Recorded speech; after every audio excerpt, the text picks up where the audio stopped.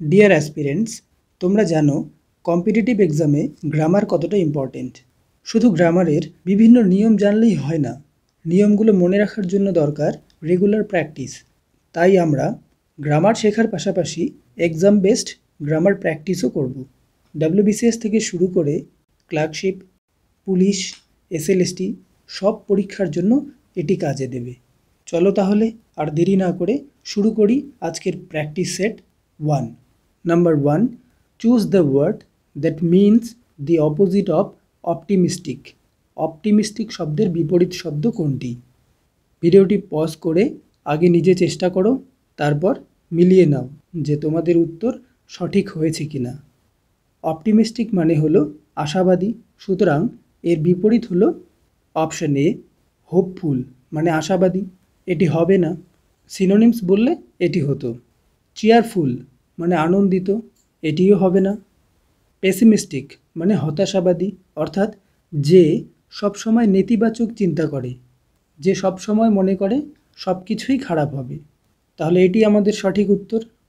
Option ডিতে রয়েছে positive মানে ইতিবাচক, এটিও হবে না। নাম্বার 2.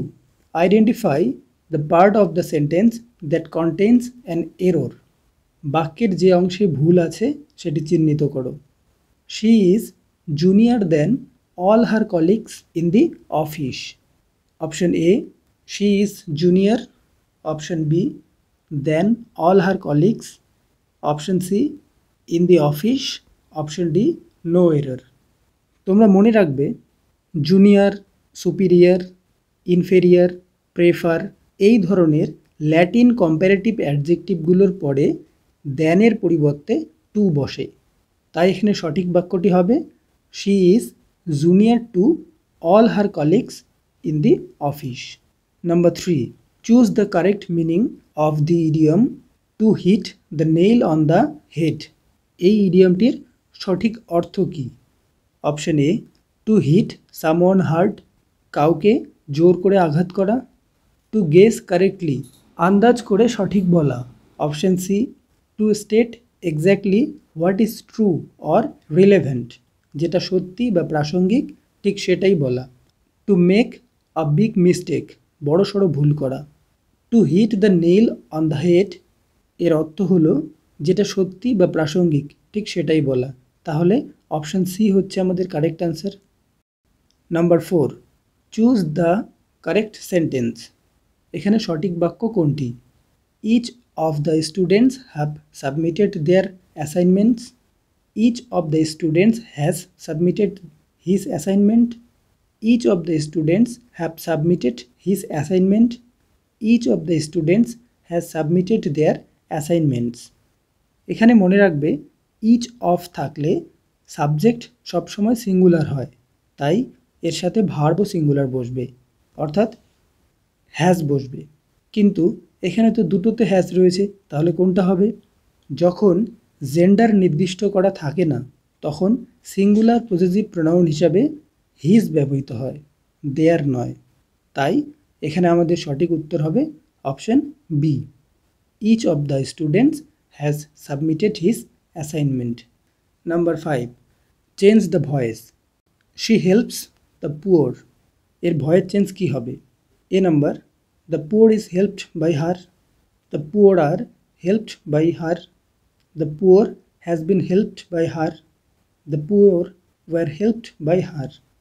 যখন the poor বা the rich এই শব্দগুলো একটি শ্রেণী বা সম্প্রদায়কে বোঝায় তখন সেগুলোকে প্লুরাল ধরা হয়। এখানে সমস্ত দরিদ্র মানুষদের বোঝানো হচ্ছে, তাই আর ভার্বটি এখানে সঠিক এবং এটি সিম্পল প্রেজেন্ট টেন্সের প্যাসিভ ভয়েসের গঠন। এখানে দ্য পুয়ার হচ্ছে অবজেক্ট, তাহলে অবজেক্টটাকে সাবজেক্ট করতে হবে।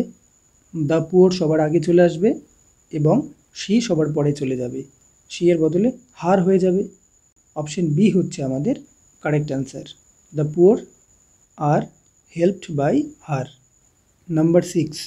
Identify the grammatical error. Neither of the two boys have submitted his project. এই বাক্যটিতে কোথায় ভুল রয়েছে? Option A, neither of the two boys. Option B, have submitted. Option C, his project, option D no error. এখানে তোমরা মনে রাখবে neither অফের পরে সাবজেক্ট সবসময় সিঙ্গুলার হয় এবং তার সাথে ভার্বও সিঙ্গুলার হয়। তাহলে সঠিক বাক্য হবে অপশন বি। এখানে হ্যাভ সাবমিটেড হবে না, এখানে হবে has submitted. Neither of the two boys has submitted his project. Number 7, fill in the blank with the correct form of the verb. If I were a bird, I dash fly. এখানে ভার্বের correct form কোনটা বসবে? Option A will, option B would, option C shall, option D can.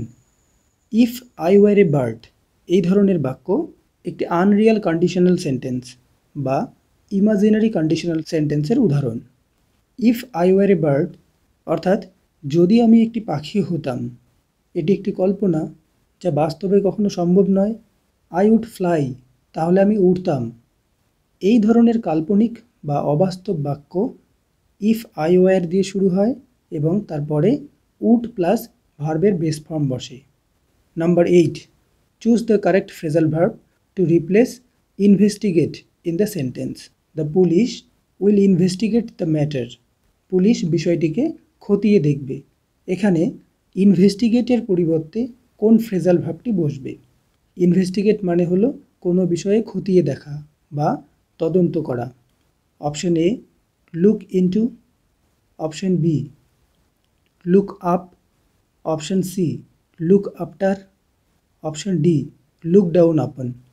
Look down upon মানে কাউকে ঘৃণা করা বা হেয় করা। লুক আফটার মানে দেখাশোনা করা বা যত্ন নেওয়া। লুক আপ মানে ডিকশনারিতে কোনো কিছু খোঁজা। অপশন এ লুক ইনটু মানে তদন্ত করা। তাহলে আমাদের সঠিক উত্তর option A. Number 9, choose the word that is correctly spelled. এখানে সঠিক বানান হচ্ছে অপশন বি। অপশন এতে ইআই হবে, আইই নয়। অপশন সিতে আইই হবে, ইআই নয়। অপশন ডিতে ইআই হবে, আইই নয়। আজকে শেষ প্রশ্ন। She showed great dash in handling the difficult situation. কঠিন পরিস্থিতি সামলাতে তিনি দারুণ দক্ষতা দেখিয়েছেন। এখানে সঠিক শব্দ কোনটি বসবে? Option A stupid, option B skilful, option C skill, option D skilled. এখানে গ্রেট হলো অ্যাডজেক্টিভ, তাই তারপরে একটি নাউনের প্রয়োজন যা বলে দেবে যে সে কী দেখিয়েছে। তাহলে অপশন এ স্টুপিড মানে বোকা, এটি ভুল, এটি একটি অ্যাডজেক্টিভ, কারণ আমাদের এখানে নাউনের প্রয়োজন। অপশন বি স্কিলফুল, এটিও অ্যাডজেক্টিভ যার অর্থ দক্ষ। অপশন সি স্কিল মানে দক্ষতা, এটি একটি নাউন, তাহলে এটি আমাদের সঠিক উত্তর। আর অপশন ডি হচ্ছে স্কিলড, এটিও অ্যাডজেক্টিভ, এর মানে হচ্ছে দক্ষ। তাহলে ডিয়ার অ্যাসপিরেন্টস, আজকের ক্লাসটি এখানেই শেষ করছি। আজকের ক্লাসের কোনো প্রশ্ন বা নিয়ম নিয়ে তোমাদের মনে যদি কোনো সংশয় থাকে তাহলে অবশ্যই কমেন্ট করে জানাবে। নিয়মিত প্র্যাকটিস করতে থাকো। দেখা হচ্ছে পরের ক্লাসে।